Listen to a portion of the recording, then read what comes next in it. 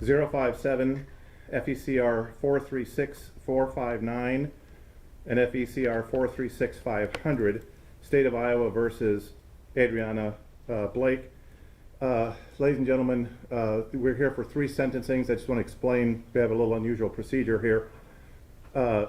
Another judge tried one of the cases that I'm going to do the sentencing on. There's a motion that needs to be argued. That motion needs to be determined by the trial judge. Since that's not me, I'm going to step down, let the trial judge hear that motion, then I'll come back and we'll proceed with sentencing. So. All rise. District Court of Iowa in Enforcement County is now in session. The Honorable Judge McLeay presiding. Thanks, everyone. You all can have a seat.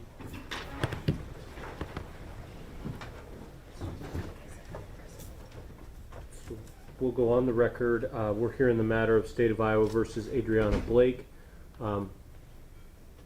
We're just proceeding right now in FECR 436057. Ms. Blake is personally present, represented by attorneys Austin Luce and Chris Cragnis, and the state is represented by Assistant County Attorney Richard Kirkendall. As Judge Whirling announced earlier, I was the presiding judge over the jury trial in this case that took place several months ago, and was informed by counsel that there may be a post-trial motion that we thought was appropriate for me to hear, and then depending on that ruling, this matter would or would not proceed to sentencing. So we're going to address that first before dealing with sentencing on the other cases. Go ahead, Mr. Luce. Thank you, Your Honor. We'll be brief in this argument, as we were not the presiding counsel in that trial. It's not one that is, maybe as second nature as the case that we're more familiar with.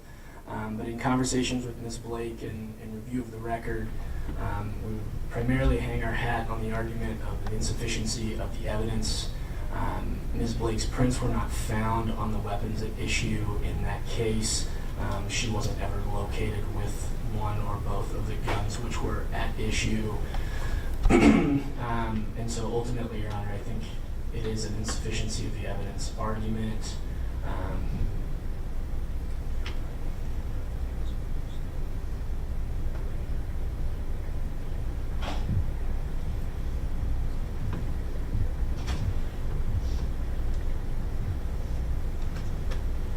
And further, Your Honor, I believe there were multiple photo or multimedia exhibits displayed at trial that may have shown either Ms. Blake or her co-defendant, Mr. Brate, either with a weapon or a gun or some sort of simulation of that. However, these items were not corroborated with the weapons or guns that were located upon arrest. They're different guns and weapons. And so again, we would just primarily be arguing that the evidence was insufficient to support a conviction.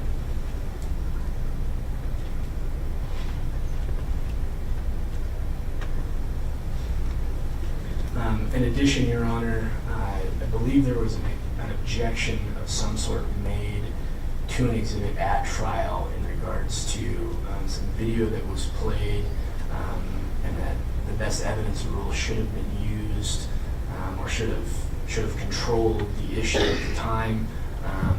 In FECR 436500, there was a video played after the quote-unquote takedown of Ms. Blake and Mr. Brate. Following that video, in that video, Ms. Blake gets out of the vehicle in question on the rear passenger side of the vehicle. It is very evident in angles that were used in the murder trial that Ms. Blake was sitting on the driver's side of that vehicle and only exited out the passenger side after being directed to do so by law enforcement. And so any testimony or evidence that was presented in that trial in regards to this gun being found where she was sitting, we would argue would be inaccurate, and again that the best evidence rule should have allowed the video that was played in the murder trial to be the video that was played in the weapons trial. And on behalf of the state? Thank you, Your Honor. To the the extent that this is a motion for a new trial, we object to the motion. We object to its timeliness, but putting that aside and reaching the merits of the issue, the test is not whether there was sufficient evidence or not, but rather the weight of the evidence. The weight of the evidence at trial in this case was clearly on the side of the jury's verdict, finding that Ms. Blake did possess a firearm while she was a prohibited person. The firearm was located in a vehicle directly in front of where she was sitting. Disagree with the characterization by defense counsel that she was only exiting that door when law enforcement directed her out. She had been sitting in that seat for at least a number of seconds before then, after she had gotten out of the vehicle and then re-entered it through the rear passenger door. I don't believe that there is a legal error in whatever objection he's referring to. If there was a best evidence issue, that just means that there's some other exhibit that could have also been entered. It's a rule of inclusion, not exclusion, and it's certainly not something that could create prejudice that would lead to a new trial. If there was an exhibit that the defense wanted to admit, I'm not aware of it. I think looking back on the record of that trial, there is clearly sufficient evidence for the jury to have found the verdict that it did. It's your motion, Mr. Luce. Is there anything else you wish the court to consider? Just very briefly, Your Honor, we would just ask that the court find good cause to allow this motion to proceed following my late appointment of counsel after the 45 days had run. Thank you. The court will consider the motion in light of the fact that we have new counsel appointed and the fact that the sentencing was continued due to Ms. Blake's other charges, and to allow sort of a consolidation of both counsel and judicial resources. So in considering sufficiency of the evidence, courts are highly deferential to jury verdicts. The jury verdict stands if it's supported by substantial evidence. Substantial evidence is evidence sufficient to convince a rational trier of fact that the defendant is guilty beyond a reasonable doubt. And the court looks at the evidence in the light most favorable to the state, including legitimate inferences and presumptions that may fairly and reasonably be deduced from the record of evidence. And the court, in its recollection of the testimony and the evidence presented to the jury, does find that there was sufficient evidence to generate a guilty verdict on the charge of felon in possession of a firearm. Regarding potentially erroneous evidentiary objections, the court thinks that that's the province of the appellate court to review. But as far as the sufficiency of the evidence, the court will stand on the record made at the trial and find that there was sufficient evidence for the jury's verdict. So, Your Honor, yes. if I may, my understanding is that in the motion for new trial, we're not talking about the sufficiency of the evidence, we're talking about the weight of the evidence, which would be a slightly different standard than what we would use in a motion for a directed verdict of acquittal. So I just want to make sure the record's clear that looking at the weight of the evidence, the jury's verdict is supported by that. Yes, I mean,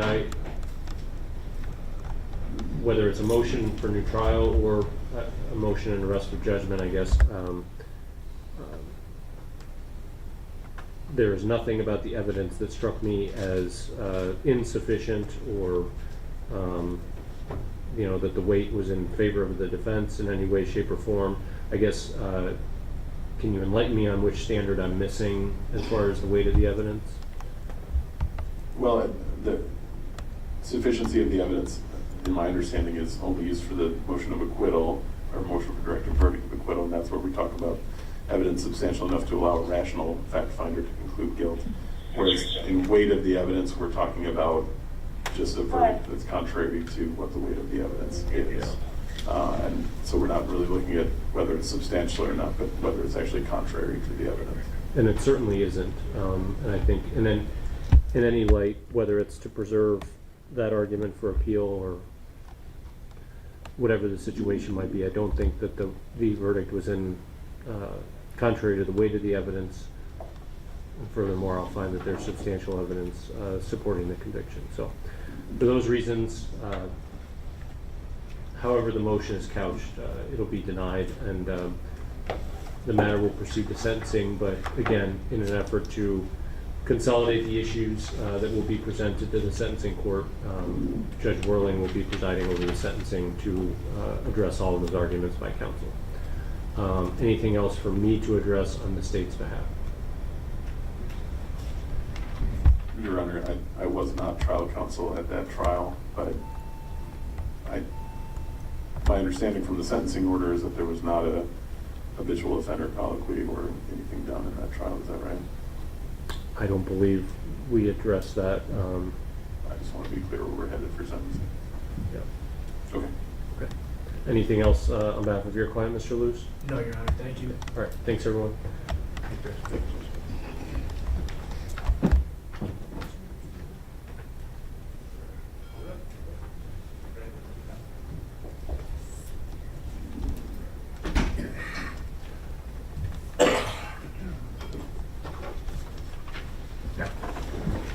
Remain seated, everybody. Thank you.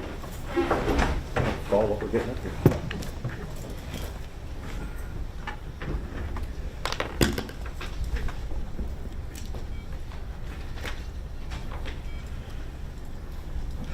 Ladies and gentlemen, we're here for sentencing today. These matters are the most painful and difficult things that human beings can deal with, and I understand that. However, in the courtroom, in this proceeding, decorum must be maintained at all times.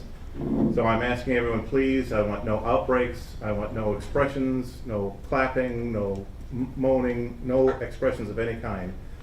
If there's anybody who violates the rule, you're subject to contempt. You're also subject, which includes incarceration, also subject to being removed from the court. I appreciate your cooperation. I know you will cooperate, and I thank you very, very much in advance for that cooperation. All right.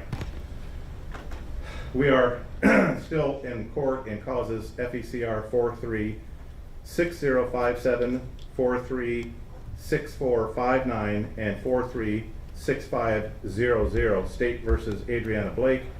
Ms. Blake is personally present with her attorneys, Mr. Christopher Cragness and Mr. Austin Luce. The state is represented by Assistant County Attorney Mr. Richard Kirkendall. This is the date and time set for sentencing in these matters.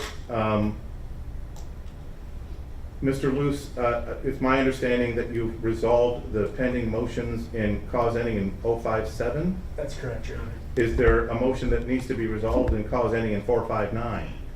There is, Your Honor. It would be a very brief. Please, if you would, when you're ready. Thank you.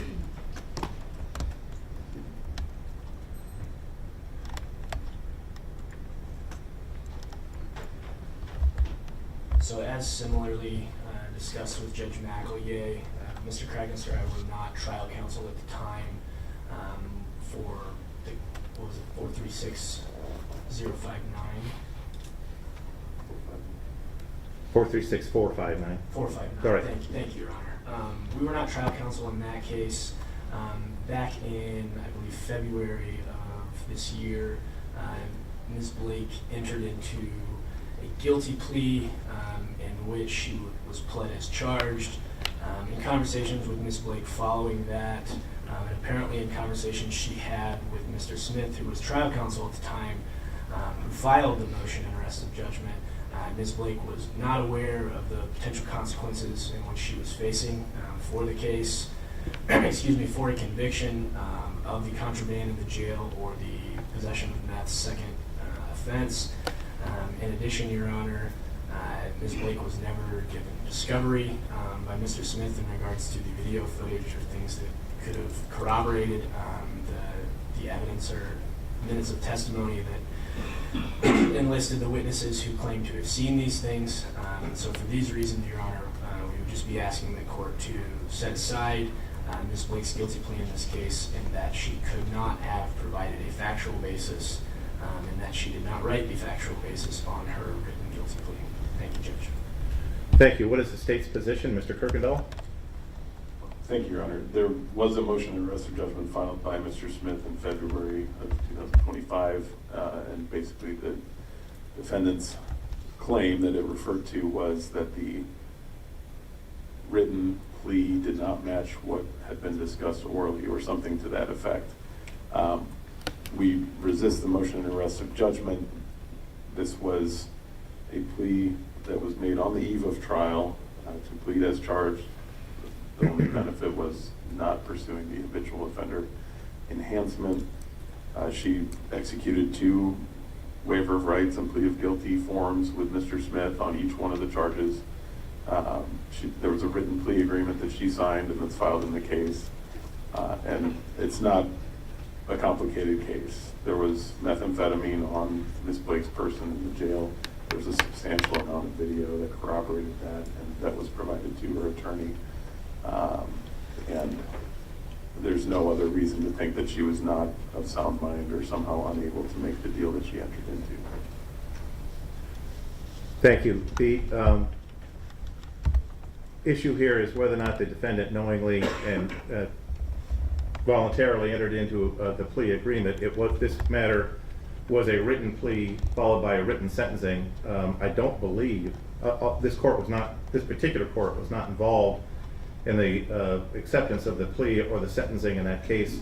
Mr. Luce, it's my understanding that the plea and the sentencing were all done in writing, therefore there was not an in-person colloquy before the court. Is that correct? That is my understanding as well. Well, there's no sentencing yet, Your Honor. Just the I'm sorry. True. Yes, I'm sorry. Sentencing is scheduled to occur now. The court, having reviewed the plea, finds that it appears to have been properly executed by the defendant. There isn't anything on the face of the documents that indicates to this court that the plea is not in accordance with the agreement of the parties, or that the defendant was unaware of the agreement that she made and the benefit that she was intended to receive on account of that plea. For those reasons, the motion is denied. Mr. Luce, is there anything further in cause ending 459 before we proceed generally to sentencing? No, Your Honor, thank you. Thank you. As to these 3 cases, defense counsel, I'm not sure who will be speaking. Have you had an opportunity to review the PSI with your client? Yes, Judge, but related to 436500, there is a pending motion and arrest of judgment and motion for new trial. All right, let's take that up. Thank you very much. Go ahead, counsel. All right, thank you, Judge. Judge, first and foremost, we'll rely on our written motion for the most part, but I would like to identify for the court a couple of main points based on the jury's verdict itself and their answers to the special interrogatories related to whether or not Ms. Blake was armed or possessed a firearm at the time of the main offenses that she was convicted of. The jury had responded no, thereby leaving only a aiding and abetting theory left that the jury could have relied on for the purposes of their findings. Judge, you sat through this month-long trial, as did we. The evidence related to this case and the weight of the evidence certainly rises to the level of preponderance heavily against the verdict rendered, in that evidence may have been presented that Ms. Blake assisted in conduct after things had occurred and assisted Mr. Brate after that point in time.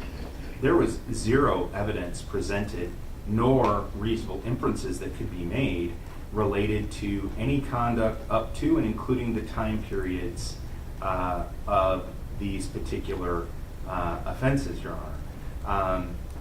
Judge, it's, I believe, pretty well settled that being an accessory after the fact does not one make aiding and abetting. And that is at best what we have in this particular circumstance as it relates to counts 1, counts 2, counts 3, and counts 4 as the main, and as they apply to others, but those would be the ones that we were arguing against for the most part, Judge. Additionally, Your Honor, as it relates to other matters in trial, we would still remind the court of the admission of State's Exhibit 95.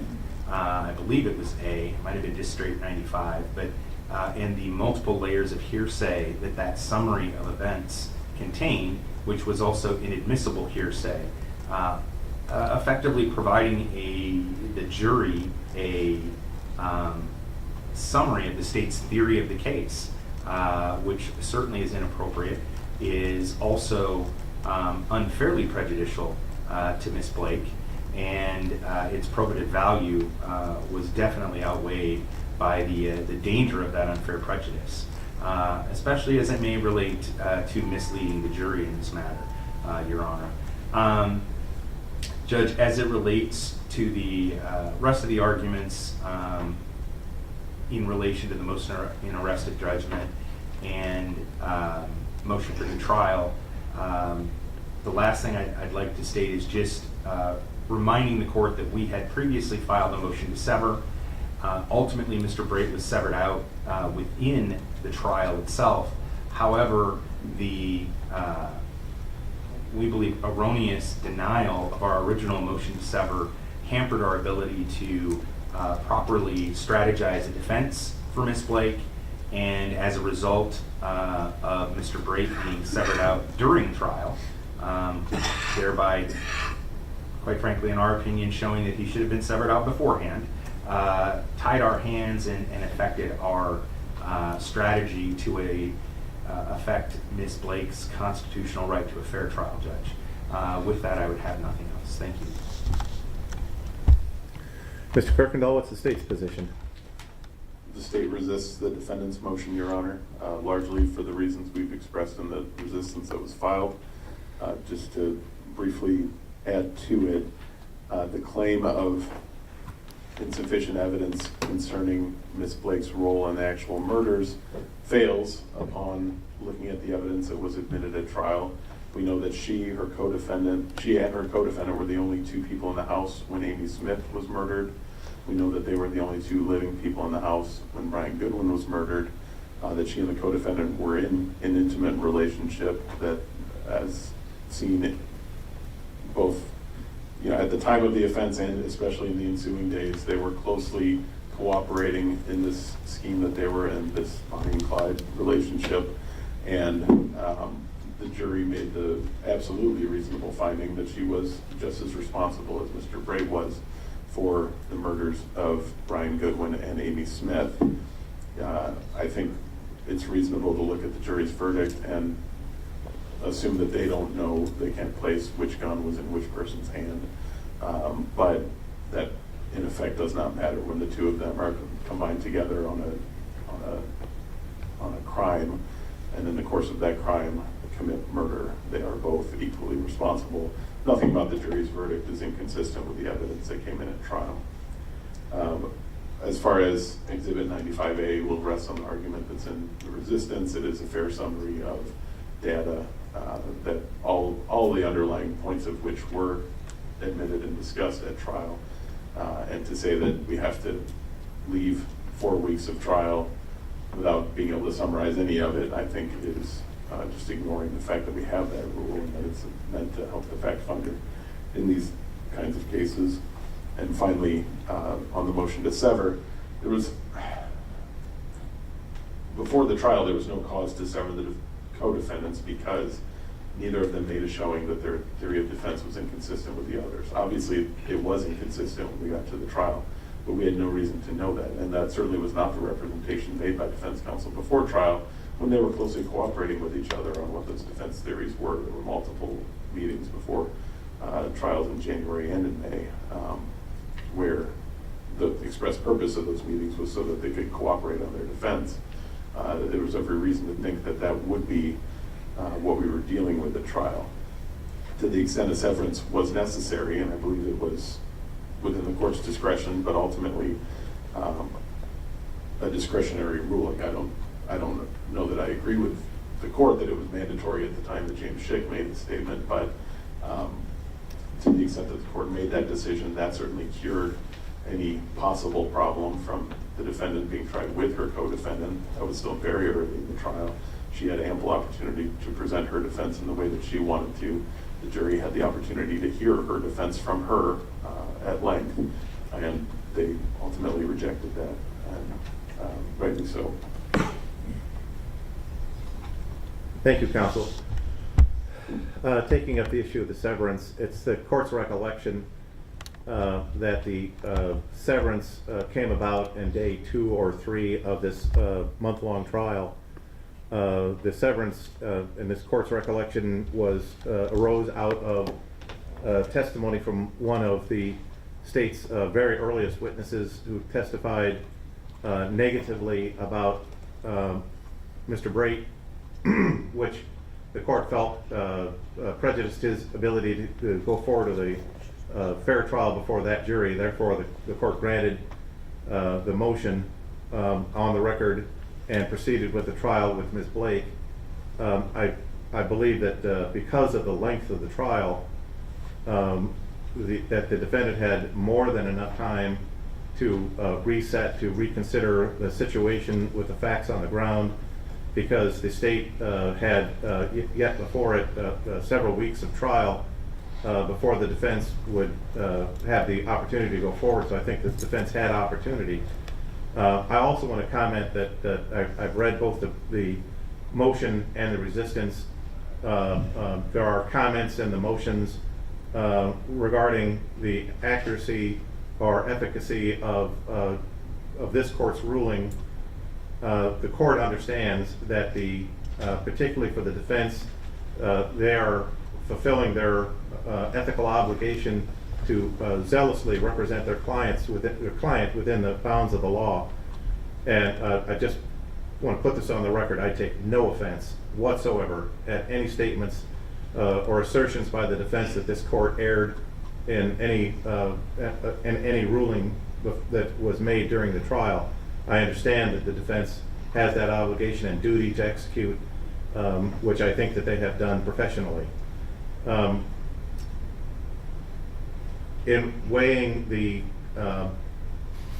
objections raised by the defense, the court does not believe that they substantially affect the defendant's right to a fair trial before the jury. The interesting aspect of this particular trial, this court erred in its preparation of one jury instruction, which was jury instruction for count 8, which was the second of 2 charges of going armed with intent. The court erred by neglecting to add the or aiding and abetting language to that particular instruction, and the jury acquitted as to that particular charge because aiding and abetting was not a theory available to them to convict on that particular charge, which in this court's opinion, I think substantiates the thoughtfulness and consistency of the verdicts generally. I agree with the defense. I think that the jury's theory of guilt in this case was an aiding and abetting theory, and because of the error in instruction 8, they could not find aiding and abetting and acquitted, as they should have, which suggests, at least to this court, that the jury was consistent. They were detailed and paid careful attention to the law, the facts, and the instructions that were given to them.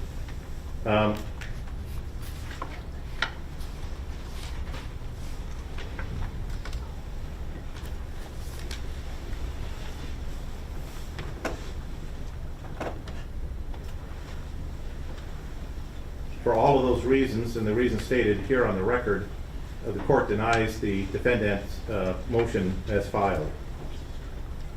Do we have an issue? Just 1 second, Judge. Certainly.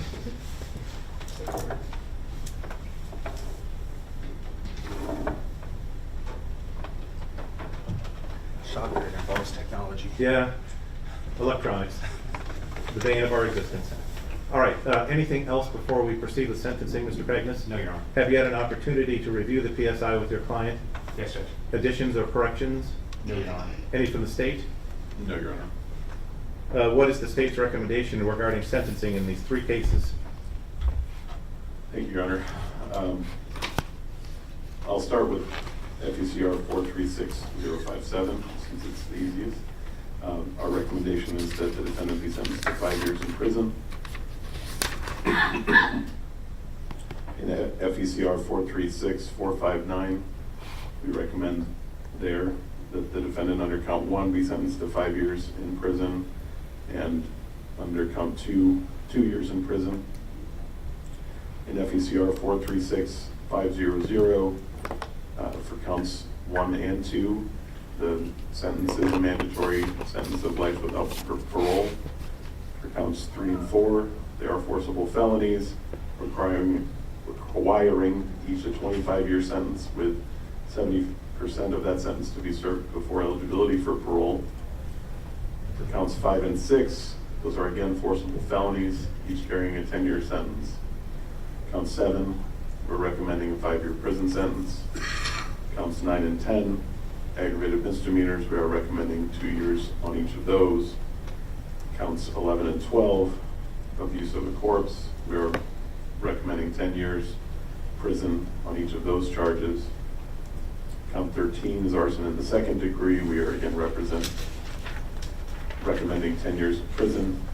And under count 14, another possession of methamphetamine, we're recommending 2 years in prison. In some sense, it's symbolic, but it does make sense to at least run counts 1 and 2 consecutive with one another, as well as counts 3 and 4. Count 3 being concurrent with count 1. I don't know how complicated the court wants to make it, but there should be some recognition in the sentence of Adriana Blake that she's responsible for ending the lives of 2 people. And this was a heinous, senseless, meaningless, ultimately crime. Could have easily been avoided by Ms. Blake making better decisions. She had ample time to do it, and even after the murder of Amy Smith, had ample time not to kill Brian Goodwin. But she chose to participate in both of those murders, and her sentence should reflect that. Thank you, counsel. Mr. Cragness, what is the defense recommendation? Judge, defense recommendation related to all counts would be that the court run everything concurrent in this matter. As a reminder, as the court just indicated, this was an aiding and abetting theory case. Additionally, a different jury found Mr. Brake specifically responsible for one death in this matter. And Judge, I do want to point out to the court that the court did in fact hear testimony related to Ms. Brake's past, her dealing with prior domestic abuse, the circumstances in which she has lost a previous spouse, and the circumstances that I don't think anyone would deny that she dealt with related to her relationship with Mr. Brake. I always find it ironic in these cases that domestic violence victims are only victims when they are within the courtroom as an actual victim, and they're not victims when they happen to get roped into a circumstance with somebody that's committing violence upon them. That is never lost on me, that distinction that the government always seems to make. So, Judge, related to this particular matter, taking everything as a whole, looking at the pre-sentence investigation, the court did have the benefit of hearing about some of the past related to Ms. Blake. Additionally, this court heard testimony from an expert witness related to effectively being a survivor and doing what was necessary to be a survivor, coupled with the fact that Ms. Blake obviously had an addiction problem at that time that it seems as though Mr. Brake was happy to feed and assist with. And I don't want to use, I guess, non-artful terms, but doing anything more than running these matters concurrent that all came out of the same facts and circumstances, same incidents, certainly not separated by any type of substantial length of time, would effectively and simply be piling on, Your Honor. So with that, Judge, we would ask the court to run these matters concurrent and run all matters concurrent on this, as that would be the appropriate sentence for the court to enter. Thank you.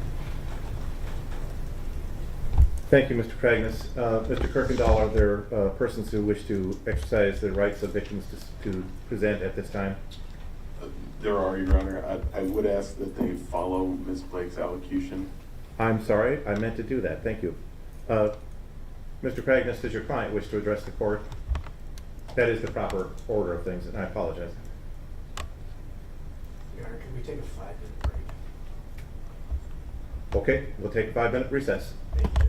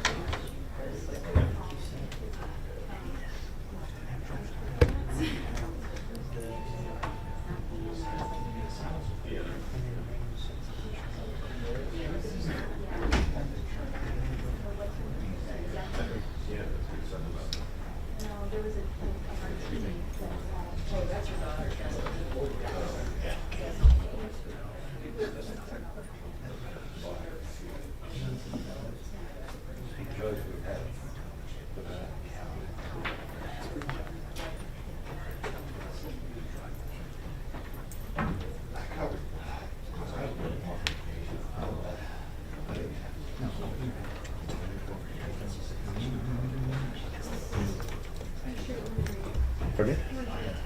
Thanks.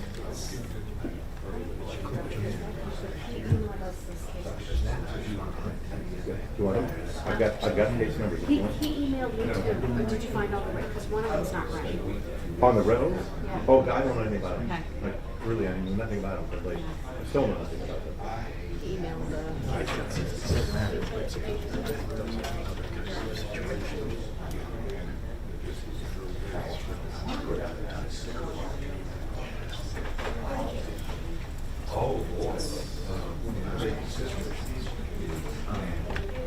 Mr. Luce, are you guys appointed to represent her on these rebels, whatever they are? Because I haven't even looked at it. I don't think so. Okay. Well, if not, I want to make sure you guys get paid. We will. Okay.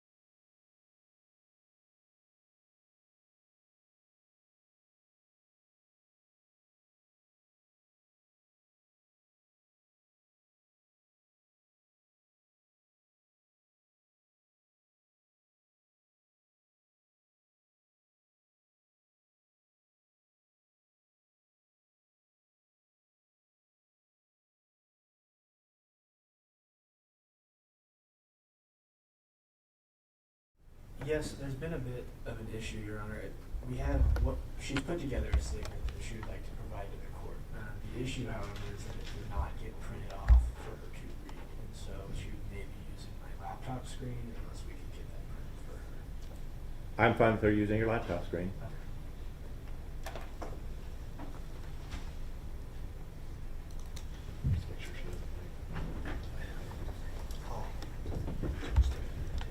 Go ahead, Ms. Blake, when you're ready.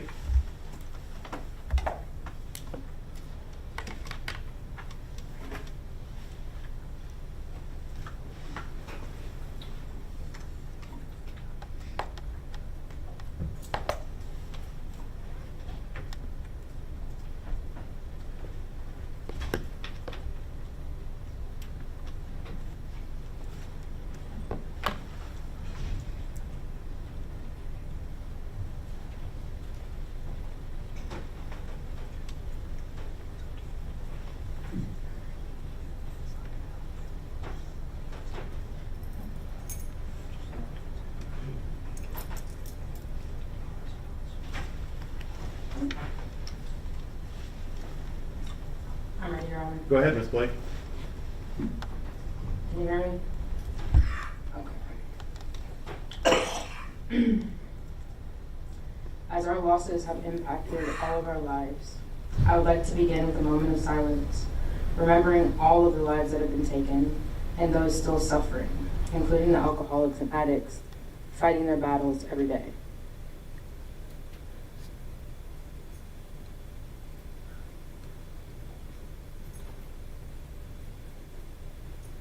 I am compelled to express my deepest condolences to my best friend Brian Goodwin's family and friends, and Amy Smith's family and friends. I know your pain, and I am deeply sorry. I too hurt from these losses, along with the loss of my own loved one under very similar circumstances. I know what it's like to be left with no answers. The haunting what ifs and whys. Why did this happen? Who is responsible? Why are we left in the dark? These questions never leave me, and I live with them every day.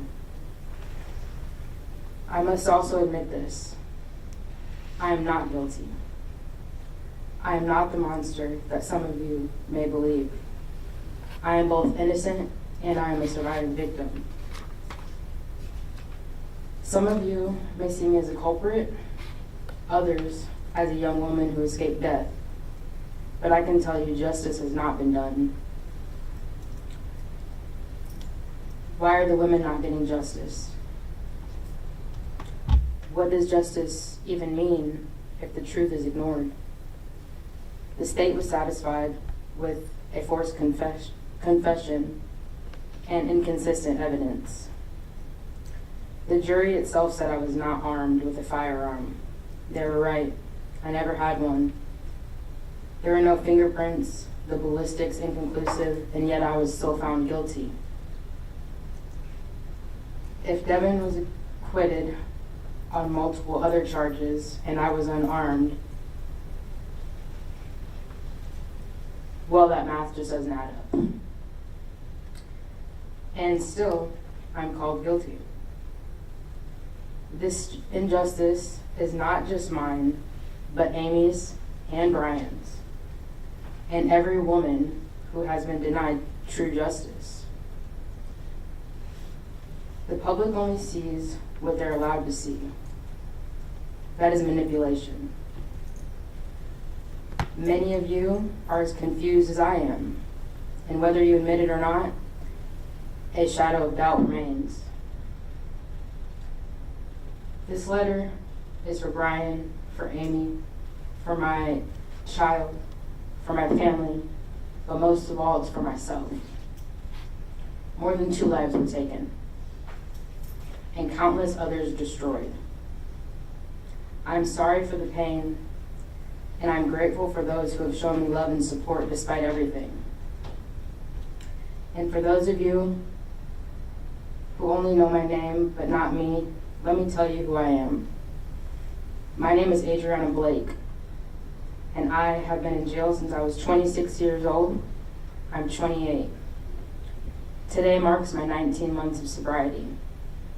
I am not only a surviving victim in this case, I'm a survivor of sexual abuse, addiction, and a lifetime of struggle.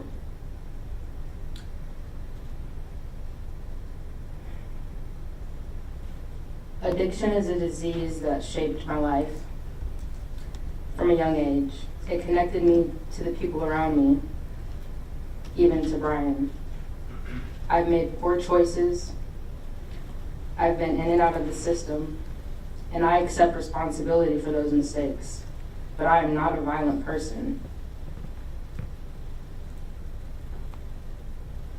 Every one of my past convictions was theft-related or drug-related, not violent, not domestic. I'm a lover, not a fighter. Even here, I have worked hard to change my life. I have earned my high school diploma. I have completed over 200 programs. Deepened my faith. I have a sponsor. My resilience and sobriety have opened my eyes. I am not who I was a year ago. My addiction does not define me. My mistakes do not define me. I define myself. I am a mother, a daughter, a sister, an aunt, and yes, a survivor. My story is not over, and I will not give up. I will continue to fight for justice and truth. Brian will always hold a piece of my heart. Amy deserves truth and justice, just as I do. Until that happens, none of us, family, friends, or community, will ever truly be free. The doubts will continue to haunt us. I am Adriana Blake. I am innocent, and I am a survivor.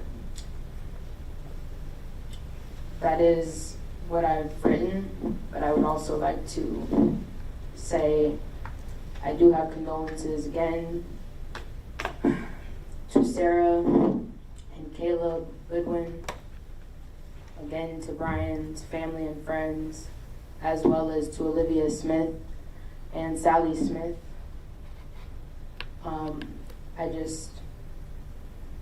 Like I said, I hurt just like you guys hurt, and I understand that you guys think that I did this and I've been convicted of it, but I am innocent. That's all. Thank you. Now, Mr. Kirkendall, victims? Yes, Your Honor. First of all, that's Sally Smith, Amy Smith's mother. She's also asked that I publish this photo for the court, if that's all right. Very well. Ms. Smith, if you'd come forward, please.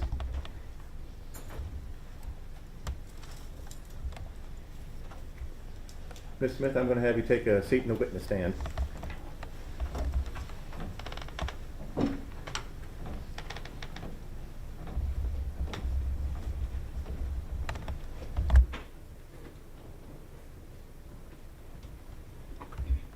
Amy's beautiful family. It's taken before meth got a hold of her. Ms. Smith, would you please state and spell your first name for the record? Sure, I'm Sally Smith, S-A-L-L-Y. Thank you, ma'am. Go ahead. I've struggled writing this. I think I've started it a dozen times. I guess I'll just start by saying how this has affected me and my granddaughter, Violet, Amy's youngest child. She's 14 now, 12 at the time when her mother was taken. I have been her guardian since she was 4 years old, but the last 2 years have taken its toll on us both. She has been diagnosed with depression. She has anxiety.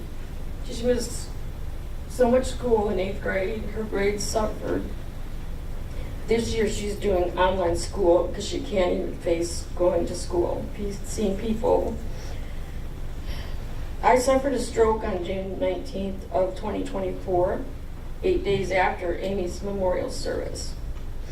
Spent 4 days in the hospital and months of physical therapy.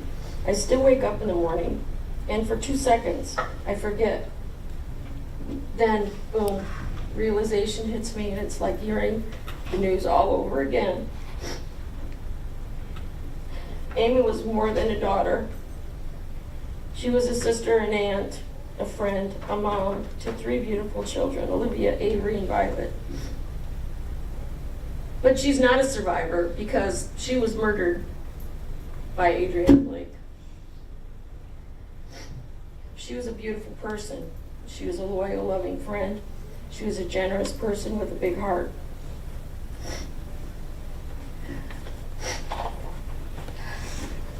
I know she was going to get better and off the drugs and reconnect with her family. Her friends will tell you she was the best friend they ever had. Thank you. That can never happen now because they stole that from us. I thought I would have more time to reconnect, to laugh, to hug her, to tell her I love her. I hope she knows. Violet will never be the same. She doesn't ever want to leave the house now. She's spent as much as 3 months without going outside. Fear, anxiety, and depression have taken over. I only hope the therapy she will overcome. So when you take someone's life, it affects a lot of people and you had no right. You had no right. That's all we got. Thank you, ma'am.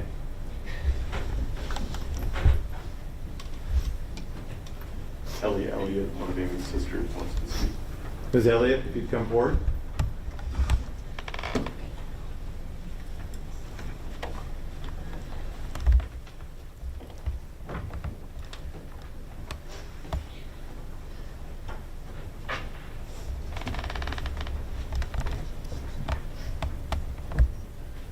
And likewise, Ms. Elliott, would you spell your first and last name just to be sure we have it for the record?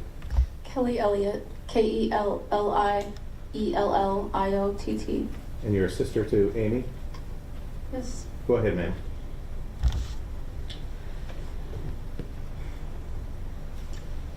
My sister Amy and I were not necessarily on speaking terms, and it had been that way for the past 10 years. During that time, she became addicted to meth. In her active addiction, she lost pretty much everything. She lost her children, she lost her family, and she lost her way. She chose this life, a life of not having a stable place to stay, being court-ordered to stay away from her children, committing crimes, going to prison, and losing all the relationships, the real ones that were built on unconditional love of sisters that had been built over a lifetime. I have wanted so badly to reach out to her after she was released from prison. I think I thought I could save her because I am her big sister and I should know what to do. I never sent that message, I never asked, and it will be my greatest regret in life. I never thought that there would be no more tomorrows, no more chances to make it right. I so desperately wanted to see my sister when she was sober and in recovery. I kept saying to myself, I will call her, I will reach out to her, I will invite her to lunch. I will show her that she has a family that wants her, that wants to support her, that misses her. And I wanted to tell her that I love her.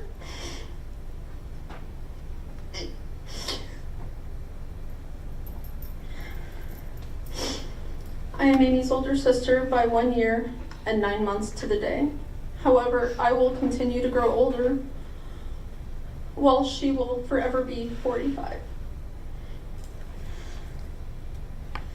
As sad as it is to say, my job in a way kept my walls up, kept me on alert, and made me stay away, even though I wanted so desperately to believe that my sister my friend was still in there somewhere.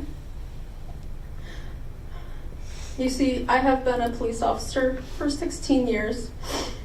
I see the damage drugs can do to people, families, and to everyone that loves someone that is addicted. I hoped she would be better, heal herself, and come back to us, but she never did. When I found out my sister was murdered, I was on duty, standing inside of Starbucks, waiting for my iced shaken espresso, preparing myself for the busy day ahead of me. I had gotten a text from someone that said my sister had been shot. I thought to myself, it couldn't be true. Surely someone in my department would tell me, wouldn't they? Most officers in Clinton County knew that she was my sister, and if someone had knowledge of it, they would come to me and give me the news face to face, right? As an officer, I know that death notifications should never be given over the phone. I have given more than my share. However, the news of a death was already circulating, and I knew I couldn't let my parents, my sisters, and Amy's children find out from a phone call. I called the one person, an officer from another city, who most certainly would know. He did know. My sister Amy was dead. I don't remember much from the rest of that phone call. I hung up, I called my boss, and I told him that I could not stay at work. I went home to tell my family the news that would change our lives forever. Our beautiful girl was dead. My sister Amy Marie Smith was murdered in a violent, unprovoked, and heinous attack. I still cannot accept this senseless crime against Amy. I have not read the articles written about how or why Amy and Brian Goodwin were murdered. I have not watched the news detailing the trial. I don't know, nor do I care about Adriana Blake or Davenport. I had to look up their names while writing this letter. Their names have never been spoken by me, and after their names will be forgotten. They are not important to me. I am content with knowing they will never forget my sister's name, they will never forget Brian Goodwin's name, and that they will never be free to live their lives outside of prison's four walls. My sister was murdered. There, I said it. You cannot imagine how hard it is to truly accept this reality. Those 4 words, my sister was murdered. The sentence is short, but it says so much. It's both a beginning and an end. It's the beginning of the life I live now, forever without my sister Amy. It is also the end of my sister's hopes and dreams, the end of her breath, the end of her life, the end of hope for her recovery, the thief of her future. For me, it's the beginning of my regrets. It's the beginning of the what could have beens. It's the beginning of knowing my sister was tortured, shot, and set on fire. My sister Amy was so mortally wounded that my mother could not see her beautiful daughter one last time because she was missing parts of her face and head and had to be cremated. My beautiful, kind, and loving sister was unrecognizable. It's now the beginning of seeing my beautiful sister only in my nightmares. It's the beginning of waking up night after night in a cold sweat, crying, and not being able to save my sister. My sister Amy had a beautiful soul. She was a free spirit, lover of nature, explorer of the unknown. She loved her children fiercely. Even through all her struggles, my sister Amy remained true to herself. She was kind and deeply caring, always putting others first. Her selflessness knew no bounds. She would never let anyone go without, even if it came at her own expense.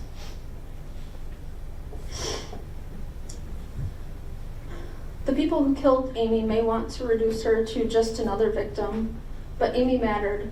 She was a mother of 3, a daughter, a sister, and a friend. Her life had value, and while I will not give weight to the names of those who killed her, I take comfort in knowing that they will never forget her name. They will never forget Brian Goodwin's name, and they will never again live free outside of prison's walls. Thank you, ma'am. Danielle Anderson, her sister, would like to speak. Your Honor. Ms. Anderson?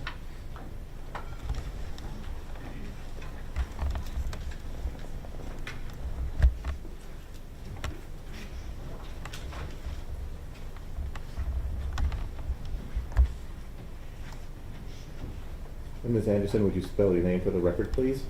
It's Danielle, D-A-N-I-E-L-L-E, Anderson, A-N-D-E-R-S-E-N. When you're ready, ma'am, go ahead. I have gone over in my head what I would want to say to address the court on behalf of my sister. I really don't think it's possible to explain how this has impacted my life. I should not have to write this. My sister Amy had a huge heart and she would do anything for anyone. Our family will never be the same. My sister Kelly and Amy grew up together, raising their daughters together. And my sister Kelly lost a part of her that day too. There's so much heartache and trauma. We will never recover from this.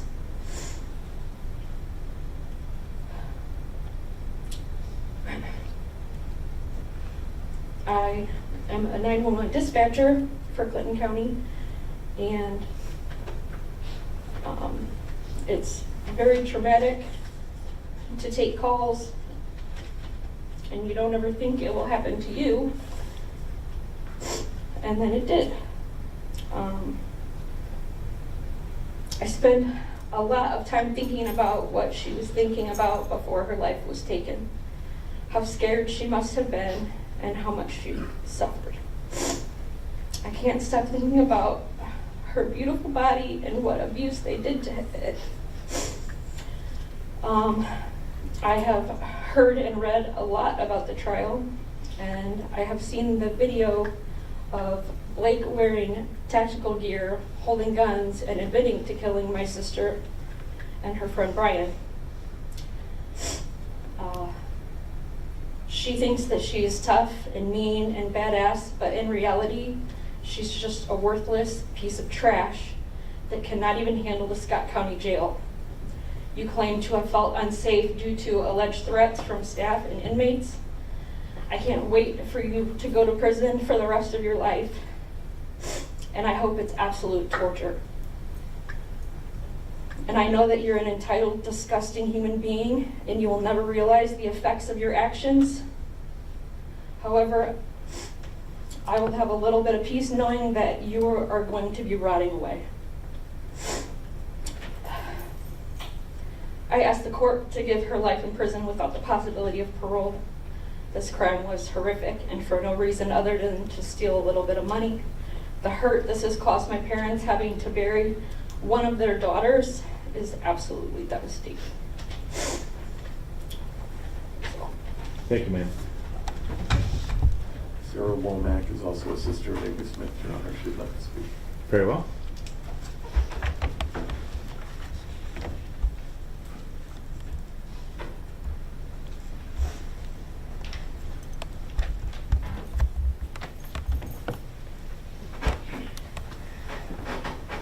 Look at it.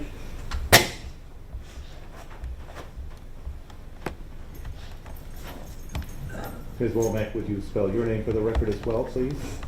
Sarah, S-A-R-A, Womack, W-O-M-A-C-K. Go ahead, ma'am, when you're ready. Amy Smith is my sister. That photo is how I want her remembered.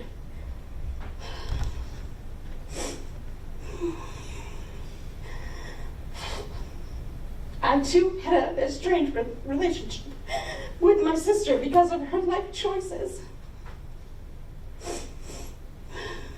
But she still remained my baby sister. I'm the oldest of 4 girls.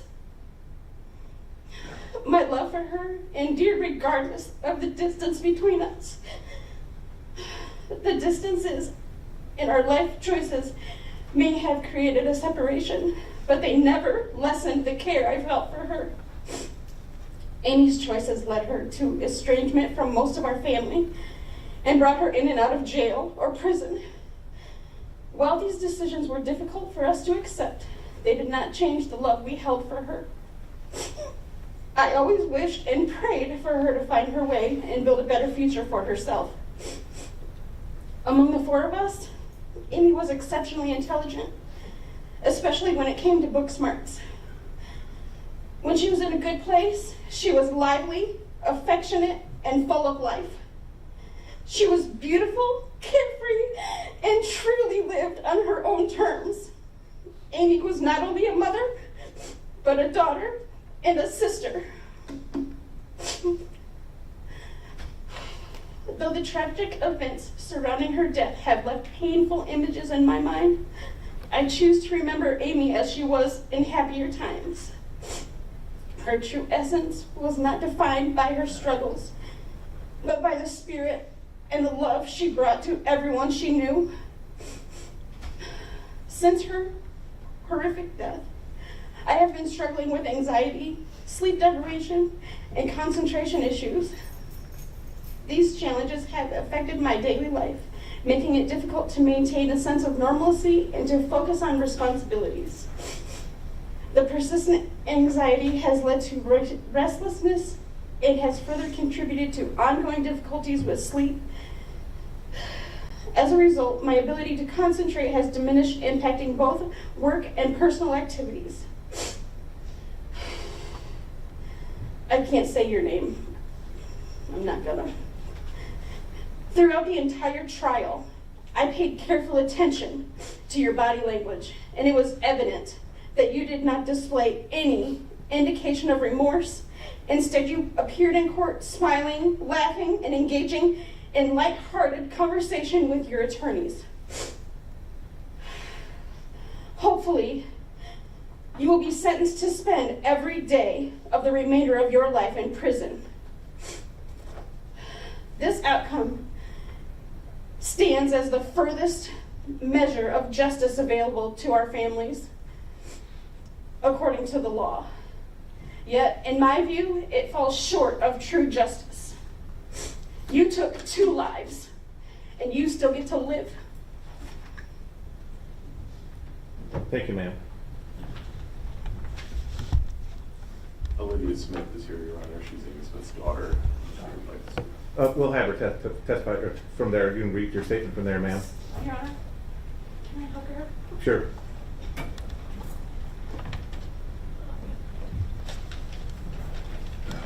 And Ms. Smith, would you spell your first name? It's A-L-Y-V-I-A. Thank you. Go ahead, ma'am. So, whoever said grief gets easier over time lied. I am angry. I am so angry. Time does not take the pain away ever. Time only makes you cope with it. My mother gave me Ma'am, I'm sorry to interrupt you. Can you slow down? Okay, That reporter has to take down what you're saying. Okay. I'm sorry. My mother, Amy Smith, was not only a good person, but a great mother and friend. My mother did not deserve to endure the torture she did, nor did she deserve to lose her life at such an early age. There is no punishment adequate for Adriana other than enduring what my mother did and also losing her life. I truly believe there's a special place in hell for Adriana and others like her who take away someone's mother, friend, and daughter. I hope she spends every second of every day in prison miserable, living with the guilt of what she did, and I hope she wishes she was dead every day.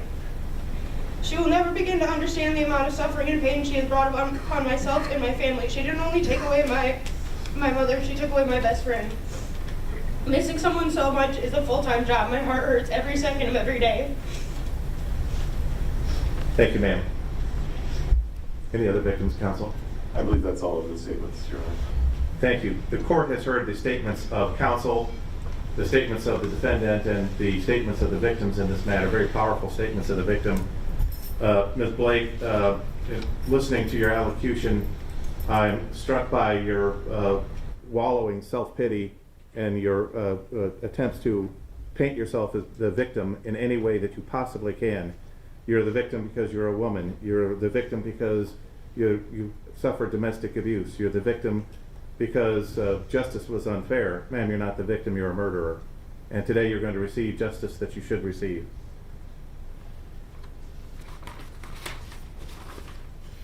As to cause FECR 436057,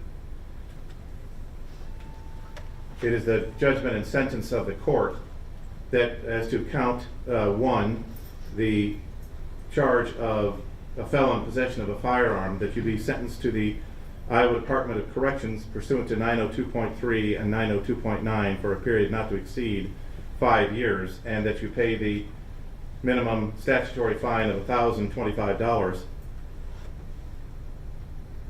as to cause FECR 436459, count 1, possession of contraband in a correctional facility, is the judgment and sentence of the court that you likewise be committed to the Iowa Department of Corrections for a period of 5 years and pay the minimum fine of $1,025. As to count 2, possession of methamphetamine second offense, is the judgment and sentence of the court that you be committed to the Iowa Department of Corrections for a period of 2 years and pay the minimum fine of $830. As to all 4 of these offenses, you will also pay the 15% surcharge as assessed by the clerk of court. And as to all 4 charges but for count 2 in cause ending in 459, you will provide a DNA sample as required by statute. Your Honor, before we leave that one, I think you said $830 for the fine on count 2. Yes. Could we make it $855? I'm sorry, $855. I had the wrong number. Thank you, counsel. $855 fine. Pursuant to the terms of the plea agreement entered in cause ending in 459, sentences for counts 1 and 2 will run concurrent to the sentences entered in 436057, and the revocation sentences yet to be determined in cause ending in 076322 and 211. Those matters to be taken up at the close of sentencing here.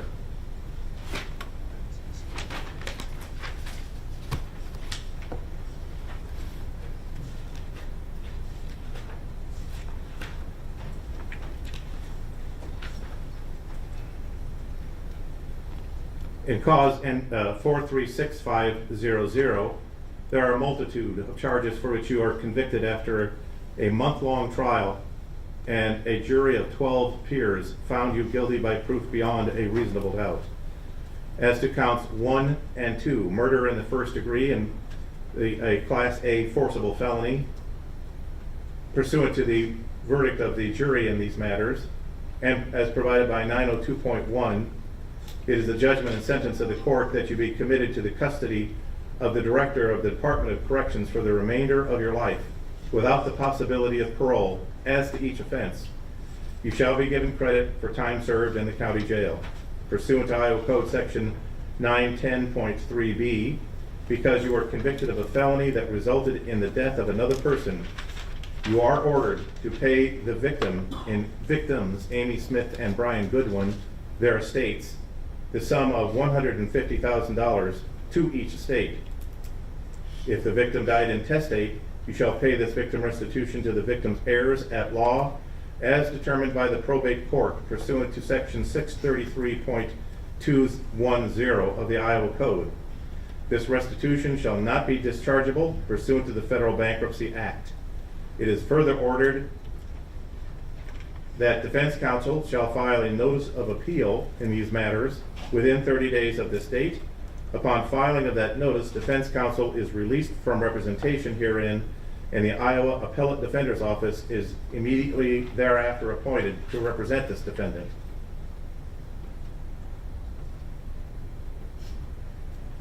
Due to the indigency of the defendant, it is ordered that a transcript of all proceedings in this matter be made available to the defense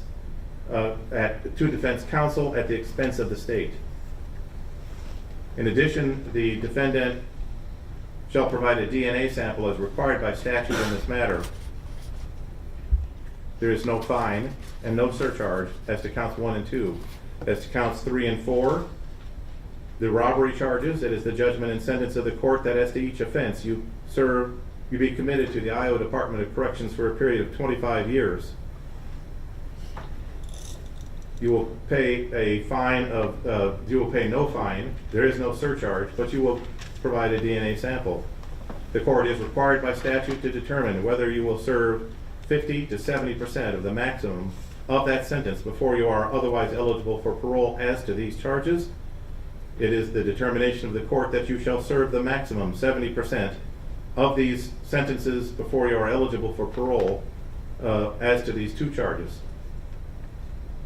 Counts 1, 2, 3, and 4 shall each be served consecutively, one to the other. The reason for these consecutive sentences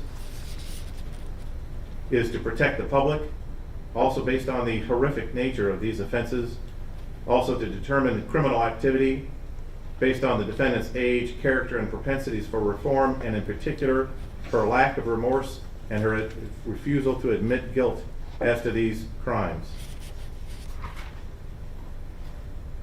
As to counts 5 and 6, is the judgment and sentence of the court that you be committed to the Iowa Department of Corrections for a period not to exceed 10 years, that you pay the minimum fine of $1,370, a 15% surcharge, and provide a DNA sample as required by statute. As to count 7, it is the judgment and sentence of the court that you be committed to the Iowa Department of Corrections for a period not to exceed 5 years, that you pay the minimum $1,025 fine, the 15% surcharge assessed by the court, and provide a DNA sample. As to counts 9 and 10, it is the judgment and sentence of the court that you be committed to the Iowa Department of Corrections for a period of 2 years, that you pay the minimum fine of $855, the 15% surcharge assessed by the clerk, and provide a DNA sample. As to counts 3 and 4, 5 and 6, 9 and 10, the sentence imposed herein is as to each offense individually, just to be clear in the record. As to count 11 and 12, likewise, as to each offense, it is the judgment and sentence of the court that you be committed to 10 years as to each offense, that you pay the minimum $1,370 fine, 15% surcharge, and provide a DNA sample. As to count 13, it is the judgment and sentence of the court that you be committed to the Iowa Department of Corrections for a period not to exceed 10 years, that you pay the minimum $1,370 fine, the 15% surcharge assessed by the clerk, and provide a DNA sample. And lastly, as to count 14, it is the judgment and sentence of the court that you be committed to the Iowa Department of Corrections for a period of 2 years. You pay the minimum $855 fine, the 15% surcharge, and provide a DNA sample as required by statute. Does the state take a position as to waiving these fines? Your Honor, the state would recommend the waiving of the fines. I think the priority here would be the monies that would be owed to the families. The court agrees, based on the motion of the recommendation of the state, all fines as indicated are waived. The reason for this waiver is so that all monies paid by this defendant will first go to pay victim restitution, which is the higher priority in this matter. The court agrees. Concerning victim restitution, Your Honor, there's an additional amount that's been paid out by the Crime Victim Assistance Program that we'd ask to be reimbursed.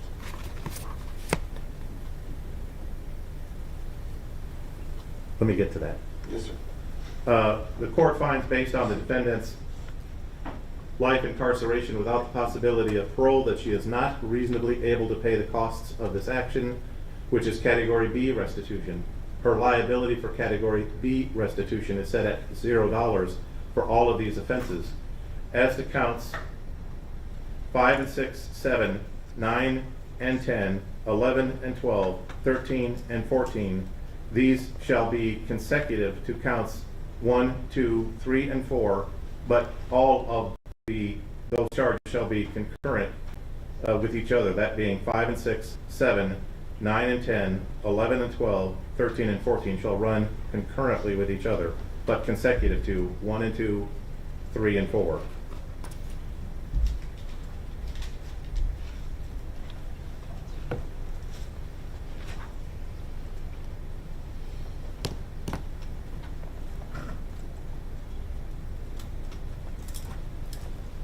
The court notes that there are 2 requests for Category A restitution that were just filed that are still pending in the docket. Is the state ready to go forward on the issue of Category A restitution at this time, or do you need 30 days to gather your information? I believe we have up-to-date claims, Your Honor.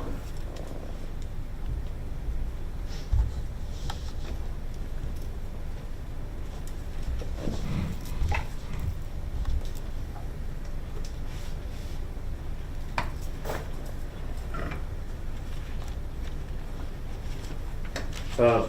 Kirkendall, prior to this morning, I believe the total of Category A victim restitution was $9,351.90. Has that been increased? It has, Your Honor. And what is the increase? Well, I'm not sure exactly what that number is, but it's $12,107.46 total. Mr. Cragness, does the defendant agree to Category A restitution of $12,107.46? Judge, we'd agree that those were the filed amounts by the state. Without making any concessions related to that, we would also agree that the court could properly consider those matters as filed and as claimed. Very well. The court finds Category A victim restitution is set at $12,107.46 as set forth in the claims for restitution filed by the state in this matter. We'd also ask, Your Honor, that instead of going through the probate court, we list the names of the heirs for each of the families. It makes it somewhat easier when they're getting paid. All right, go ahead, counsel, if you know them. Yes, Your Honor. For Amy, And these are intestate heirs. they are, Your Honor. Thank you. For Amy Smith, it's her 3 children, Olivia, Avery, and Violet. And we'll provide their addresses to the clerk. For Brian Goodwin, his wife, Sarah Goodwin, is entitled to 1/2 of the restitution. And then he has 2 children by a different mother. That's Caleb Goodwin and Seth Goodwin. And they would receive the other half. Correct. Thank you.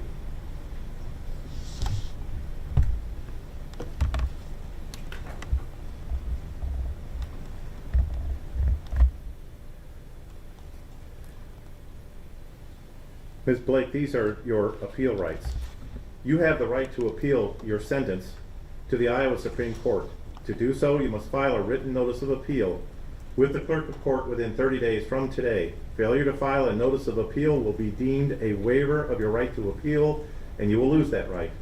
If you want to appeal and you are indigent, you can make application for a court-appointed attorney and a transcript of these proceedings at the expense of the state. However, all of this must be done within the 30-day time limit that I have just mentioned. Again, Ms. Blake, your current counsel is remaining appointed to represent you until they file the notice of appeal. At that time, they are released and the public defender's office will be appointed to represent you.